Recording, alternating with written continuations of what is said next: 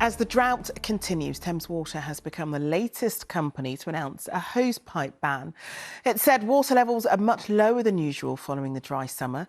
The ban will take effect next Wednesday, meaning nearly 15 million more households will be subjected to a hosepipe ban, taking the total across the country to almost 30 million. But with huge volumes of water being lost to leaks, companies are being urged to do more to solve the problem, as Rebecca Barry reports. Water, water everywhere, but not in your hosepipe. In Oxford today there was deep paradox in the deep puddle caused by a burst water main on the same day that Thames Water announced restrictions for 10 million of its customers. Thames Water are pouring water into the underpass, probably enough to water all the gardens in Littlemore, but unfortunately I can't use my sprinkler soon. Nick lives nearby and is frustrated. It's despicable that these companies are allowed to get away with this sort of thing, and they're just wasting water. Most of us have children that have to live on this planet later, and they're just being wasteful and causing ecological problems. I'm trying to save some of the rainwater for the garden, for the flowers. Pat's been doing all she can to limit her water usage and thinks Thames Water is hypocritical. You hear it on the radio every morning. Thames Water are asking us to conserve water, and they're wasting water for over a week. It's been pumping out over there. The announcement comes after a drought was officially declared and the UK experienced its hottest ever temperature. But it's particularly hard for Thames Water customers to swallow seeing precious water like this wasted. It's far from the only problem Thames Water's had in recent weeks. Residents in the village of North End were left without any running water because of a technical issue. While in North London last week, people had to be rescued as a burst water pipe caused flooding more than a metre deep. We've already laid 2,000 miles of these new plastic water pipes. Thames Water insists they're fixing more than 1,000 leaks every week. We are absolutely on the case in terms of reducing leaks. This is a big priority for us. But of course the problem is that the hot dry weather itself hasn't helped us at all. So with the hot dry weather, the ground has been drying out. That's been causing our pipes to crack. The ban comes into force next Wednesday. Before then, there are warnings of thunderstorms and potential flooding. Rebecca Barry, ITV News, Oxford. After weeks of dry weather, heavy downpours started this afternoon. This was Victoria Station earlier today, where heavy rain saw commuters having to wade towards their trains.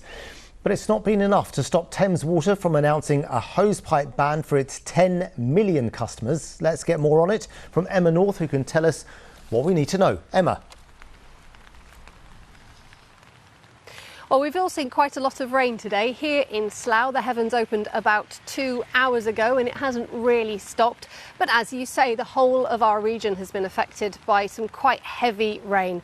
The scenes in King's Cross earlier on this afternoon, they were subject to a bit of a deluge. And in fact, a lot of the transport network has been affected by this. Trains and tube are affected and some stations have had to close. Check on TfL's website if you need more details. Despite all this, we are well below having the right amount of water supplies to cope. And so from midnight next Wednesday, Thames Water is imposing a hosepipe ban. Simply put, if you are a Thames Water customer, then it applies to you. And that affects a pretty big region. As far west, we've got places like here in Slough and in Reading. Down in Surrey, we've got the likes of Godalming and also Guildford being covered, right across to the likes of Dartford and Croydon in the east, and in central London as well. That area is covered up to the north of the capital. Here at Herschel Park in Slough, they've been struggling to keep the greenery well watered for the whole of the last couple of months. They didn't have a hosepipe and it's not been easy. Over the last 2 months, Ian Judd has seen dozens of trees and shrubs struggle, blasted by heat and no water to draw upon. They have what's known as drought stress. A lot of our plants that we don't get round to watering are really starting to suffer with the heat and the lack of rainfall over the winter and all this summer. And even trees that have been here for more than a century are showing signs of strain. Our sweet chestnut, as you can see, is really starting to, it's one of our veteran trees and is really looking worse for wear. trying to water the plants just to keep them alive. Luckily, there's access to water, a pond connected to a borehole. But with no hose pipes, the park's volunteers have some heavy lifting to do. And from next week, millions of us will be doing the same. Hosepipe-wise, really considerably. There's people here with lovely lawns around here and it will affect them. Thames Water accepts it loses nearly a quarter of its supply. It's been estimated that enough water to fill more than 250 Olympic-sized swimming pools leaks away every single day. So why are we being asked to change our behaviour? We absolutely do understand that we need to do our bit as well. We're asking everybody out there to use water wisely, and we at Thames Water need to do our bit. That definitely includes repairing those leaks that people can see. And thank you to everybody who's reporting those leaks. That's really helpful to us so that we can get people out there to fix them as soon as we can. At the moment, we're fixing around 1,100 leaks every single week. 2 months ago, this patch was green grass. Now it's bone dry.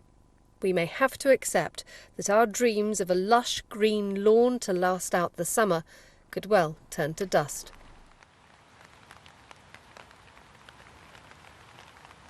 So let's have a look at what this is all going to mean for us. Well, if you go to Thames Water's website, there's a comprehensive list of the cans and cannots when it comes to using a hosepipe. Let's have a look at what you cannot do for starters. If you have a hosepipe, you cannot use it to water your garden.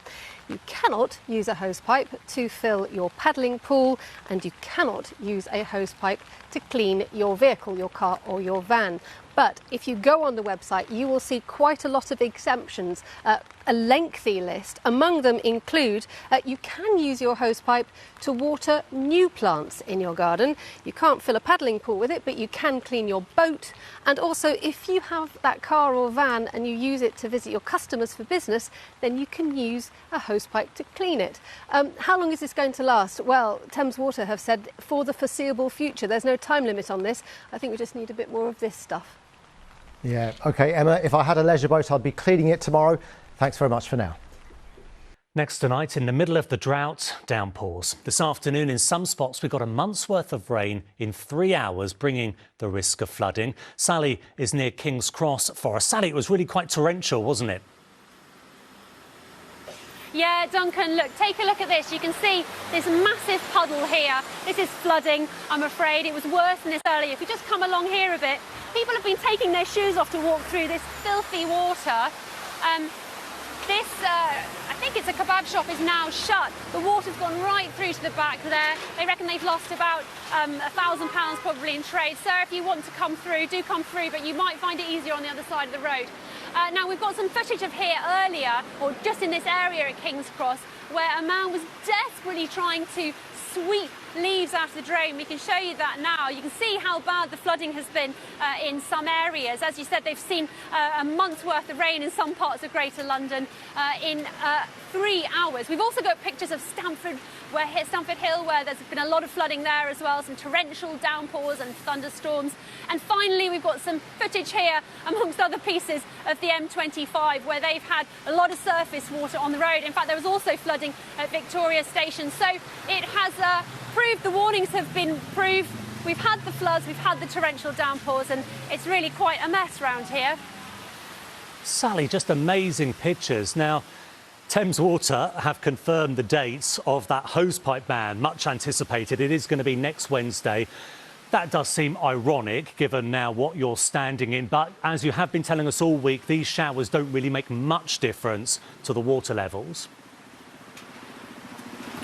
No, they're not what we need. We need that steady drizzle, the kind of stuff I got on holiday, not these great big floods. Oh my goodness, look at all these people ruining their shoes. Now, I'm going to tell you an interesting stat here, right? So until yesterday, Greater London had got nearly 200 millimetres of rain all year. We should have had 436 millimetres, so we've only had 42%. So even if we get, say, 50 millimetres to 100 millimetres of rain now, it still won't be enough, and it's still not all being absorbed into the ground. So the rain has got a lot of work to do, and of course, As you know, as I've been going on about, climate change scientists tell us we're going to see more of this kind of extreme weather. We did have a car drive past here earlier about 30 miles an hour and absolutely sprayed us all, so we're very grateful that there aren't any fools like that around now, but I'm not sure the white jeans were a good idea. Anyway, Duncan, I'll speak to you at the end of the programme with the weather. And downpours have hit the capital in the middle of a drought. This afternoon, in parts, we got a month's worth of rain in 3 hours, which leads us on seamlessly to Sally back at King's Cross. Sally, how are you faring? Oh, I'm all right, Duncan. It's a right old mess here. What I love is that instead of going over there where it's nice and dry, people are in a rush in London and they are still coming through and ruining their shoes in this disgusting, filthy floodwater. But if I thought my white jeans were at risk, I do have to say it's nothing compared to what this poor man who I've literally just met has gone through. His shop has had to close. He's had floodwater come in. Now he's cleaned it up, but what you can't see is that it's gone down below, it's flooded his stock, and now his internet's not working, so his till's not working, his card machine, so he's had to close, and of course he'll be losing loads of trade because it's rush hour and everyone's going to and from the station. So there is a chance of a few more showers possibly this evening. We've had flooding here, flooding in other parts of London on the M25 at Victoria Station, Stamford Hill, Enfield. It's kind of done its hit and miss thing and gone wherever it wants to. There's torrential downpours which our dry ground just can't soak up, and of course when it falls on concrete with possibly blocked drains, well, it doesn't stand a chance really, does it? But the good news is that after this evening and after maybe some lingering showers in some parts of London tomorrow morning, things should dry up a bit, although of course, as I've said a million times, we need the rain.